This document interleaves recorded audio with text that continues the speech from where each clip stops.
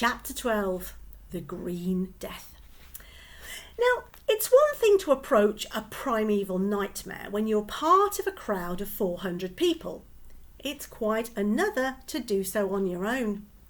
Hiccup had to force himself to put one foot in front of the other. Stoic offered to send a guard of his finest soldiers, but Hiccup preferred to go alone. Less chance of anybody doing anything heroic and stupid, he said. Now, although this is the part of the story that the bards tend to focus on as the bit where Hiccup was particularly heroic, I do not agree. It is a lot easier to be brave when you know you have no alternative. Hiccup knew in his heart of hearts that the monster intended to kill them all anyway, so he didn't have a lot to lose. Nevertheless, he was sweating as he peered over the edge of the cliff. There, below him, was the impossibly large dragon, filling up the beach. It appeared to be asleep. But an eerie singing was coming from the direction of his belly. The song went something like this.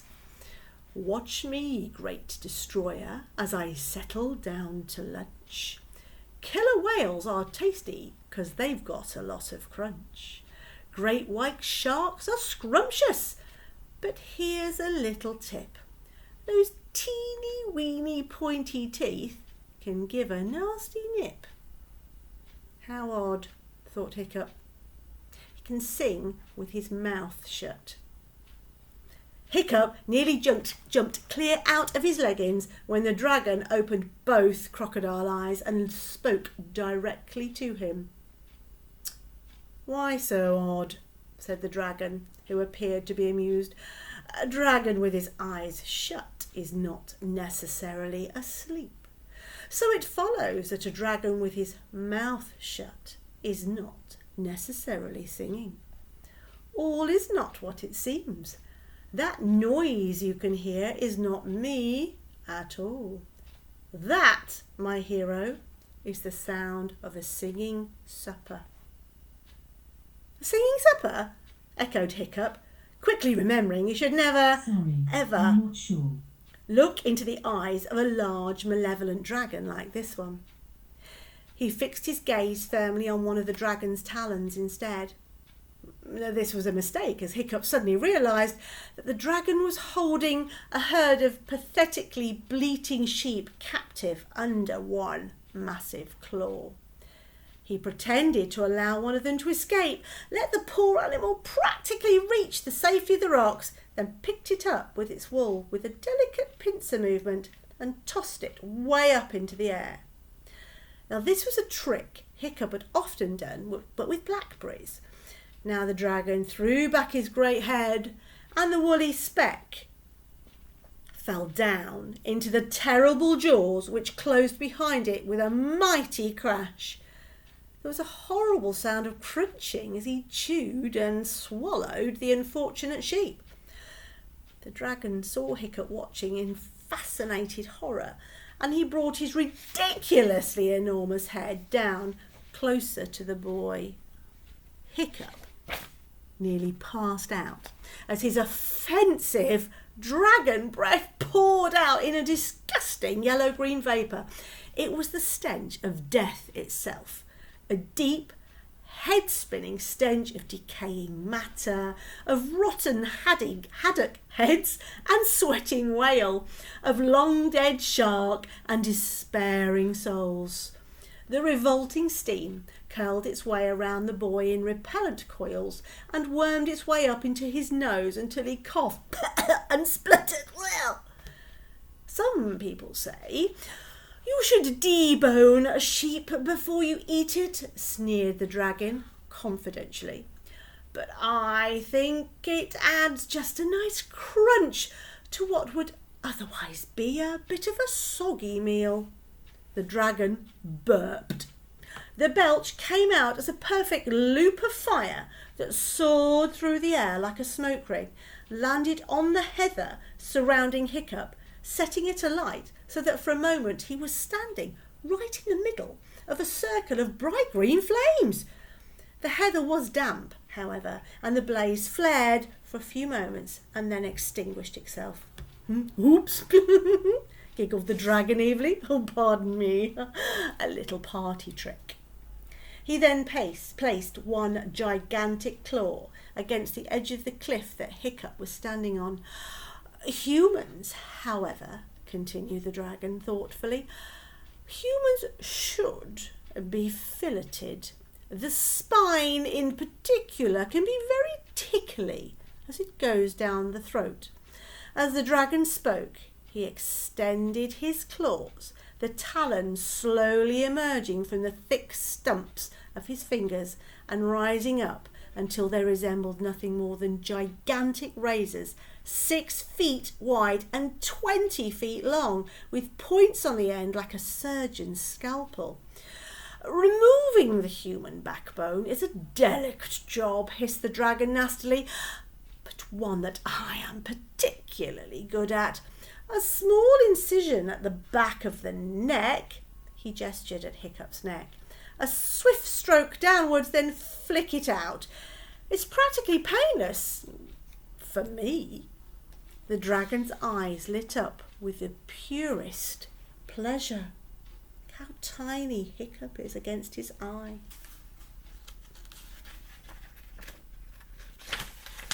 Hiccup was thinking very fast indeed. There's nothing like staring death in the face for speeding up your thoughts. What did he know about dragons that could work against an invincible monster like this one? He could see the dragon motivation page he had written in his mind's eye. Gratitude. Dragons are never grateful. Fear. Well, clearly hopeless. Greed. Not a very good idea to appeal to at this particular point in time. Vanity and revenge. Could be useful, but he couldn't quite think how. That left jokes and riddling talk. Now, this dragon looked a bit exalted for jokes, but from his manner of talking, he clearly fancied himself as a bit of a philosopher. Maybe Hiccup could buy himself some time if he engaged him in a riddling conversation.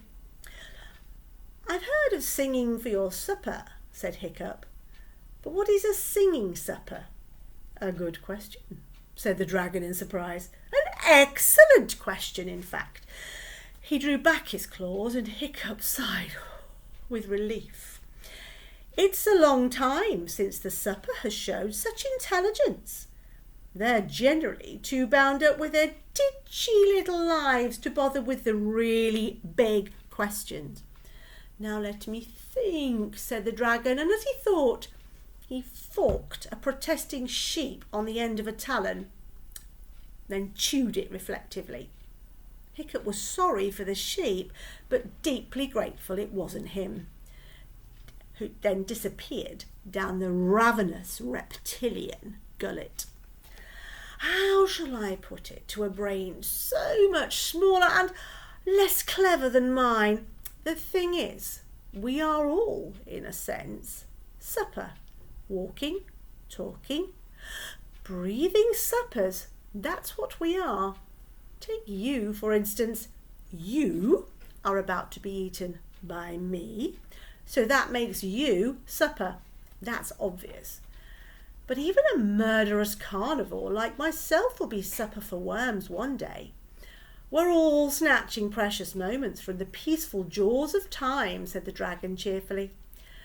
That's why it's so important, he continued, for the supper to sing as beautifully as it can. He gestured to his stomach, from where a voice could still be heard singing, though more and more faintly. Humans can be bland, but if you have some salt to hand, a little bit of brine will make them taste divine. That particular supper, said the dragon, that you hear singing now, was a dragon rather smaller than me, but very full of himself. I ate him about half an hour ago. Isn't that cannibalism? Asked Hiccup. It's delicious, said the dragon. Besides, you can't call an artist like myself a cannibal. He sounded a bit exasperated now. You are very rude for such a small person. What do you want, little supper? I have come, said Hiccup, to find out whether you come in peace or war? Oh, peace, I think, said the dragon. I am going to kill you, though, he added. All of us? Said Hiccup. Oh, you first, said the dragon kindly, and then everybody else when I've had a little nap and I've got my appetite back. Takes a little while to wake up completely from a sleep coma. But it's all so unfair, said Hiccup. Why do you get to eat everybody just because you're bigger than everybody else? It's the way of the world, said the dragon. Besides, you'll find that you come round to my point of view once you're inside me. That's the marvellous thing about digestion. But where are my manners? Let me introduce myself. I am the Green Death. What is your name, little supper? Hiccup Horrendous Haddock the Third, said Hiccup. And the most extraordinary thing happened.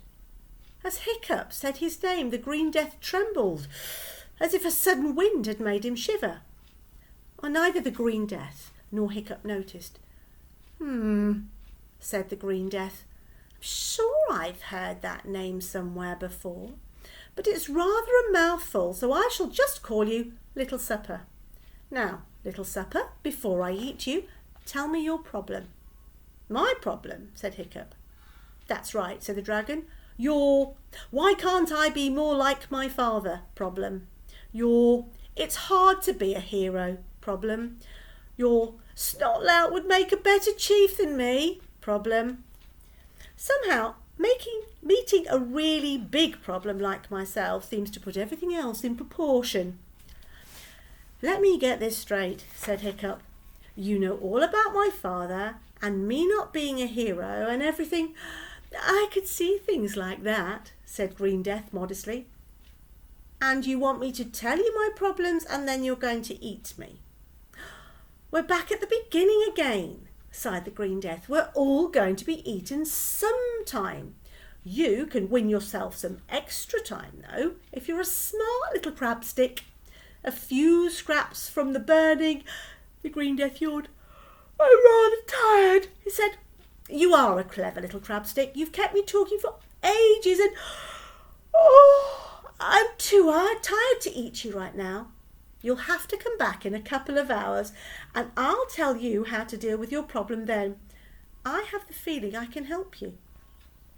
And then the terrible monster really did fall asleep this time and snored most heavily. His great claws relaxed and then fell open, and the remaining sheep, their woolly sides trembling with terror, scrambled over the tops of the terrible talons and bolted up the cliff path. Hiccup stood watching the dragon thoughtfully for a second, and then he trudged slowly back through the heather towards the village. Everybody cheered when he walked through the gates. He was carried shoulder high and set down in front of his father. Well, son, said Stoic, does the beast come in peace or war? He says he comes in peace, said Hiccup. There were huge hurrahs and heavy stamping of feet. Hiccup held up his hand for silence. He's still going to kill us, though. And there's a little sheep, running for his escape, going,